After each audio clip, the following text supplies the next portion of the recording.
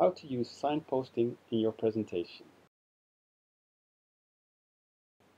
If you want to use signposting in your presentation, the first thing you need to know, of course, is what signposts are.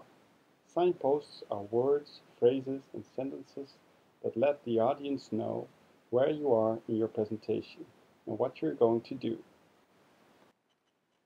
They make your presentation easier to understand because they guide your audience through your presentation, so to speak. They work as structuring devices to help your audience understand how your ideas are connected and how they make sense together. It's needless to say that the content of your presentation is by far the most important.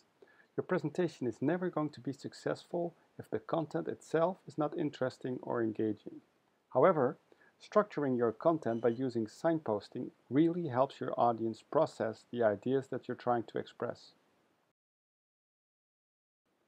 Signposts are used to tell your audience what you're going to do before you do it. This way, they know what to expect.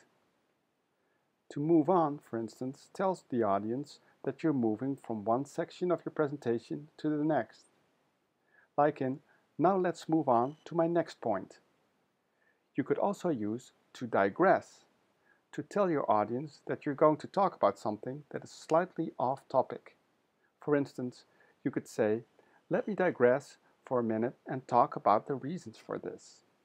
To conclude tells the audience that you've reached the end of your presentation, and so on. There are many phrases and expressions that you can use to tell your audience what you're doing. Another way of structuring your talk is by using rhetorical questions instead. The advantage of using rhetorical questions is not only that they tell the audience that you're moving to a different section of your presentation, they also tell your audience a little bit more about the content of that particular section. To link your question to what you've just talked about, you could use so. Here are a few examples. So what can be learned from this?